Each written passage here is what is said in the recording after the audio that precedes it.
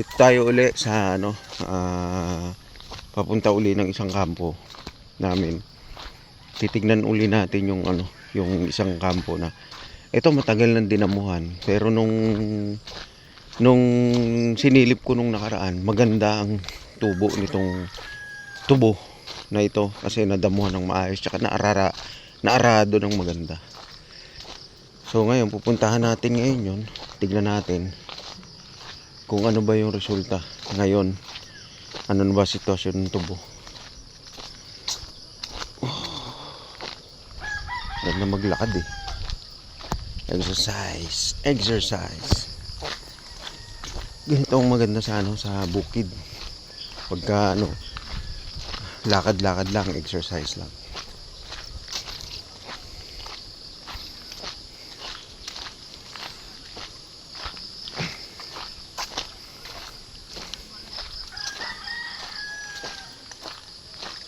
Mayong aga. Morning. Oh, libot lang. Tingin-tingin lang ng anong sitwasyon ng ng tubo. Oh. Makita natin, mapadamuhan.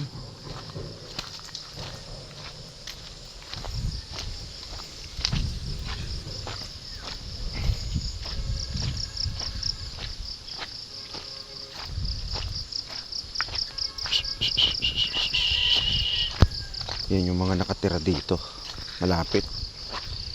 Ngayon kita mo naman diba? Yan ang maganda rito sa sa probinsya. Yan mga dinadaanan, maglalakad ka, sariwang hangin. Yan ang maganda rito sa probinsya.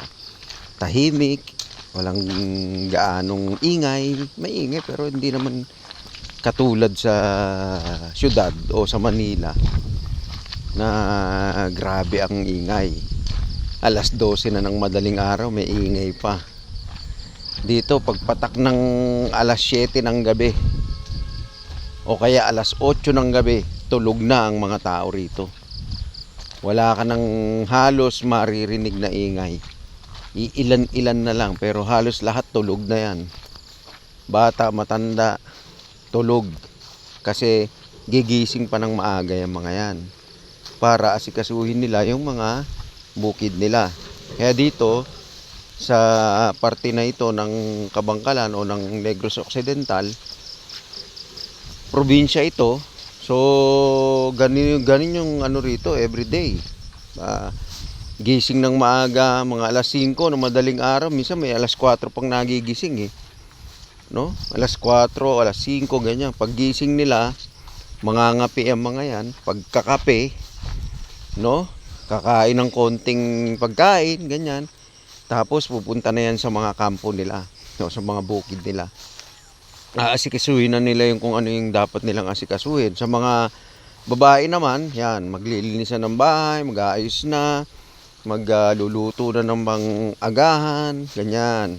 Ganyan ang routine na ginagawa dito sa lugar na to pero I'm sure sa ibang parte ng Pilipinas ganyan din halos kaya dito ang buhay dito pag dumilim na, ayan na, unti-unti makikita mo na yung iba natutulog na. Pero sa mga syudad na area, kasi may parte din dito sa Kabangkalan na syudad na tamo yung mga dyan, anong oras na, minsan alas 9, yung mga bata naglalaro pa sa kalye, diba? Hindi dapat ganun diba? Mga batang paslit, alas 9 ng gabi naglalaro pa sa kalye at hindi sila sinasaway ng kanilang mga magulang kasi ewan ko paanong diskarte nila, pero hindi dapat ganun ang pero yun dito ganun nga ganito nga ang rito sa parte na ito ng Sinalpan, Negros Occidental. Dito yun sa Kabangkalan. Ito yung kalakaran dito. may bukid, yan. May aasikasuhin bukid, no? Yan, medyo mataas dito dahan-dahan lang dahil maputik.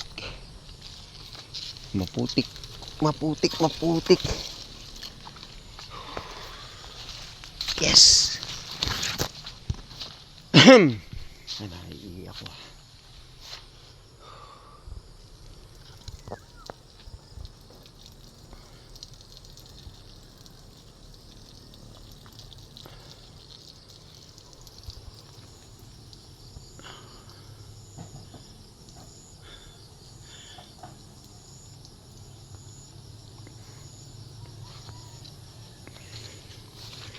Bah, itong parte na to na bakante Parang hindi tinaniman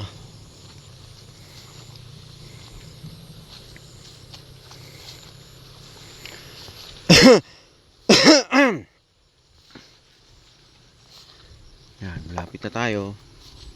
Makikita na natin yung mga tubo ng kampo namin. So, ganda. Ano kaya na nangyari, no? Mataba na siguro, mataas na siguro tong mga tubo rito. Kasi dinamuhan to Inarado, dinamuhan.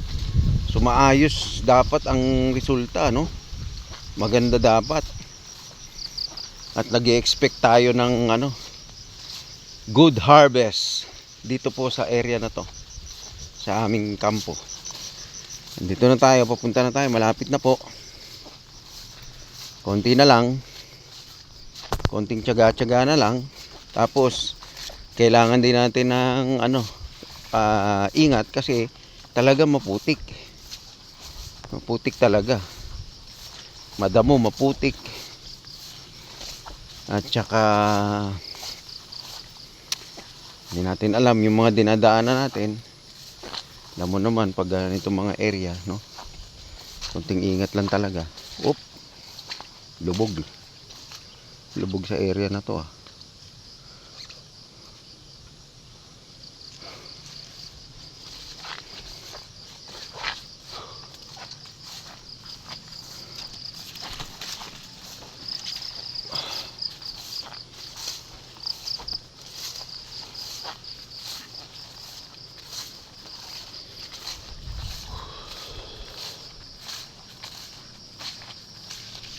Uy, ano nangyari?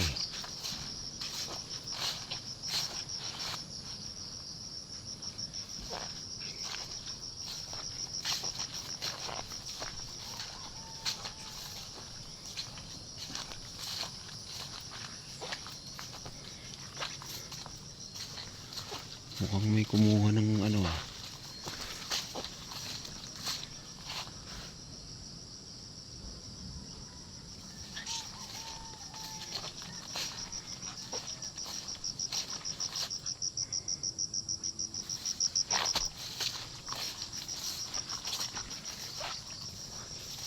yun na nga yun. Wow, madamo na ngayon madamo na ngayon. Kailangan na ulit damuhan to. Madamo na nga, pero matataas na, malalaki na siya, matataba. Maganda siya, maganda yung tubo ng tubo. At the same time, matataas na siya. Matataas na, kaya lang ang daming damo. Kailangan damuhan uli.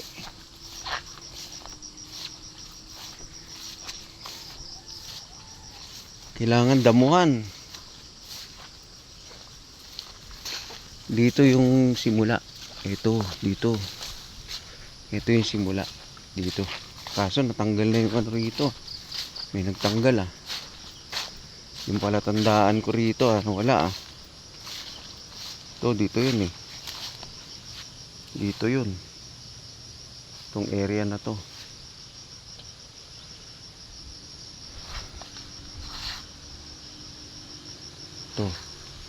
Madamo na siya. Kailangan na siyang damuhan. Pero matataas yung tubo. Matataas, matataba yung tubo. Kita mo. Kita mo yung ano niya. Ayan, matataas siya. Mataas. Mataba. Oh, ito. Oh. Mataba yung tubo. Maayos. Kaya lang, yun nga lang ang damo. Madamo siya. Mataas siya, oh. Oh, mataas. Maganda yung tindig. Baga. Ito. Maganda yung tindig niya.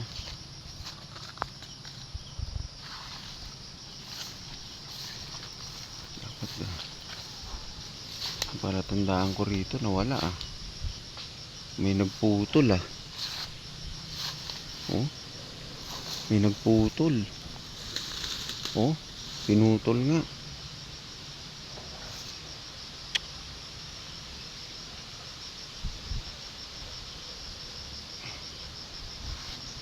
Dapat magtanim dito ng lubi. Ano, pinutol nila oh. Yan na yun eh.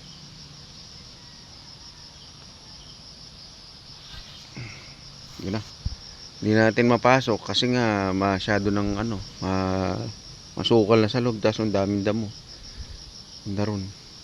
Puntahan ko nga sa dulo nga. Tignan natin hanggang sa dulo. Talan dito na rin lang tayo eh, para makita natin ano ba yung resulta nito. Uy, naanuhan pa ng ano, kawayan, nabagsakan pa ng kawayan.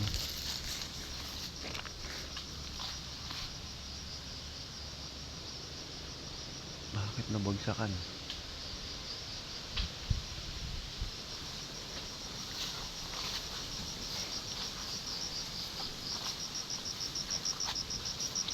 Ayan oh. Madamo na siya. Kailangan na siya damuhan talaga. Taas na yung mga damo. Taas yung damo. Ito, tumas. Lumago na rin yung ano rito. Wala na madaanan.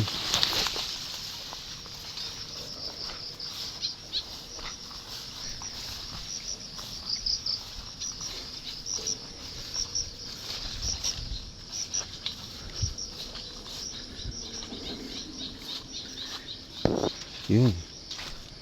Madamo na nga. Kailangan ng damuhan to. Kailangan na siya damuhan. Hindi na siya pwede mapasok kasi kapalan ng damo. Ito, naharangan na ng bamboo, ano, dahon ng bamboo.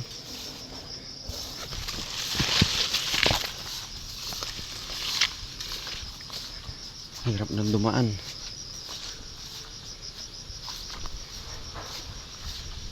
Ay, ako, kailangan na ito mapadamuhan.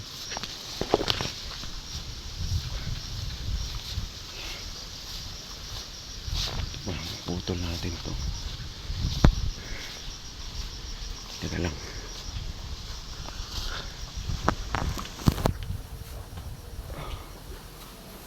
Hop, hop, hop, hop, hop, hop, hop.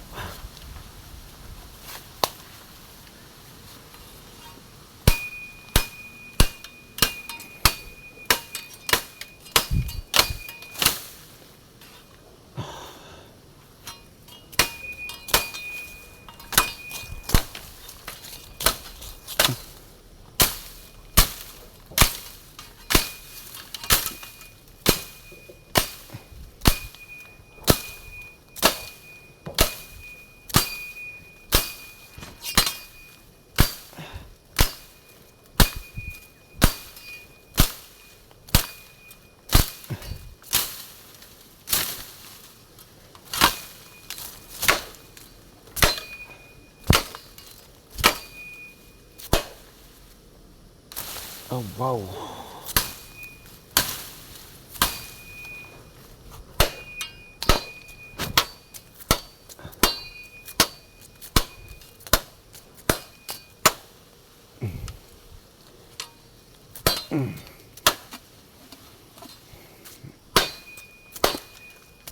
Huli natin nakaharang. Kailangan maputol siya.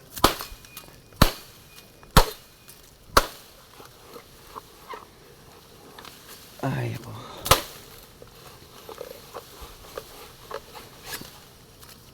Mhm. Mhm. Mhm. Mhm. Oh. Yun. Problema. Ito lang. Ano atiranin to?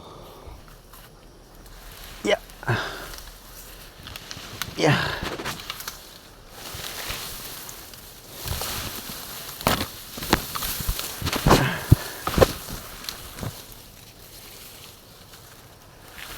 Ay, ako. Kaharang.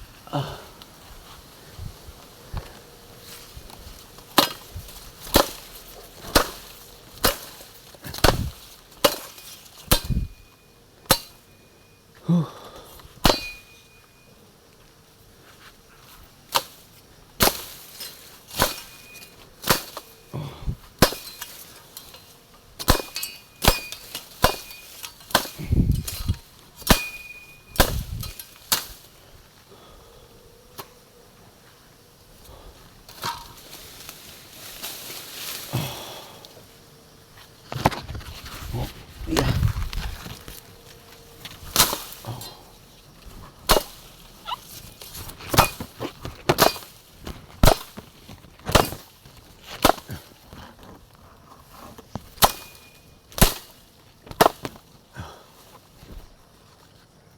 Langgam. Uy, sugat pa ako ah. Oh. Ay nako. Oh, sugatan oh.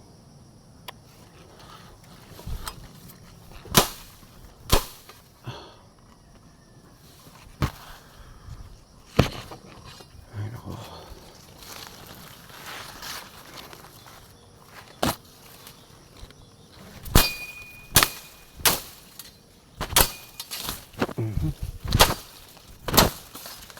Ay.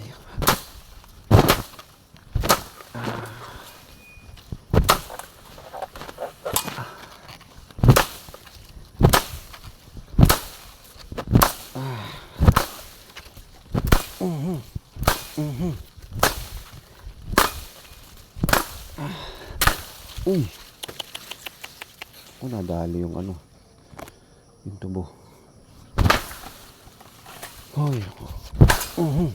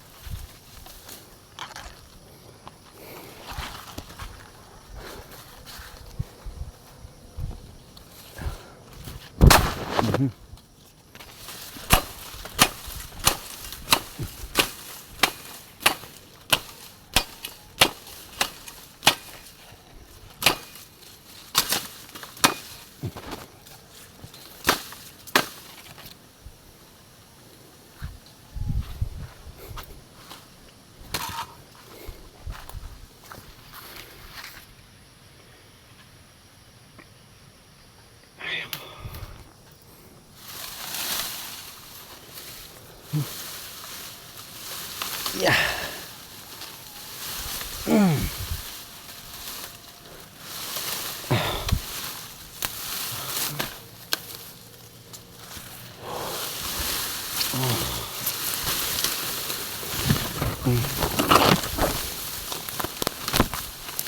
Yeah.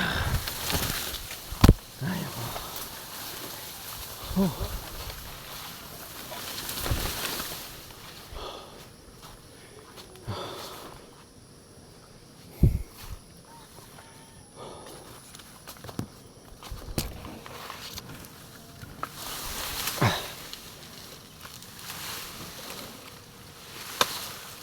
Ay, ako.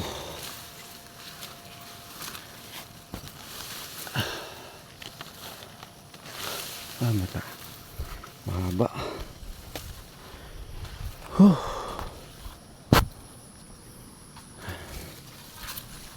Mahaba siya.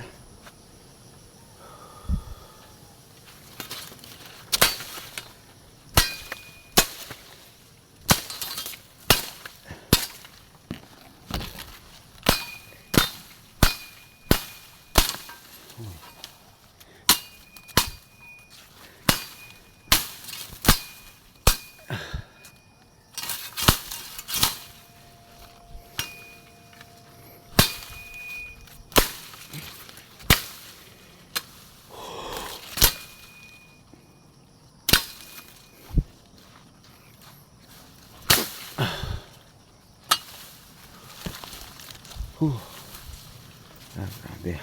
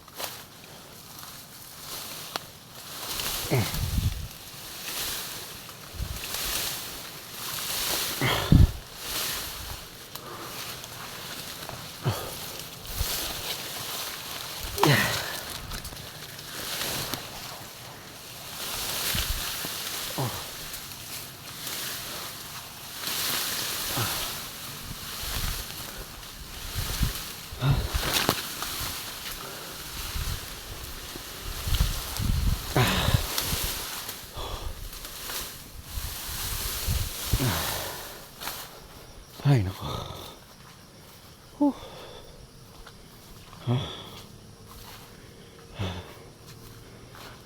Yun. Medyo natanggal siya. Na-clear.